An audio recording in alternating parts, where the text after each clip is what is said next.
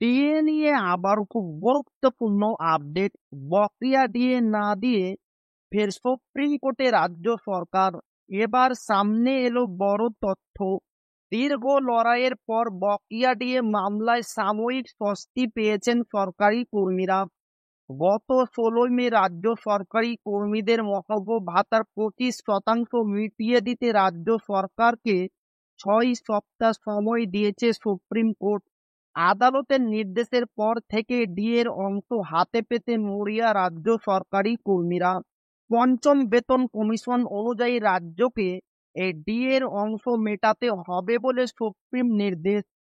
তবে শোনা যাচ্ছিল এই রুল বদল করার দাবি জানিয়ে আদালতে যাওয়ার কথা ভাবছিল সরকার।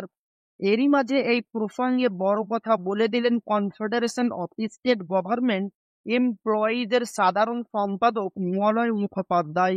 মলয় বাবু বলেন, সরকার যদি রুল বদলের দাবি জানিয়ে সুপ্রিম কোর্টে কোনো আবেদন করে থাকে, তাহলে নিয়ম মতো সেই সংক্রান্ত আবেদনের একটি কপি মামলাকারীদের পাওয়ার কথা। তবে সেই ধরনের কোনো নথি এখনো তারা পাননি বলে দাবি করেছেন ডিএ মামলাকারী সংগঠনের নেতা। তিনি বলেন, রাজ্য সরকার যদি সুপ্রিম কোর্টের দেওয়া নির্ধারিত 6 সপ্তাহের মধ্যে ডিএ পরিশোধ না করে, তাহলে কনফেডারেশনের মুখ্য সচিব এবং অর্থ সচিবের বিরুদ্ধে আদালত অবমাননার মামলা দায়ের করবে। উল্লেখ্য, সুপ্রিম কোর্ট অন্তর্বর্তীকালীন নির্দেশ রাজ্য সরকারি কর্মীদের বকেয়া ডিএর অংশ মেটাতে বলেছে।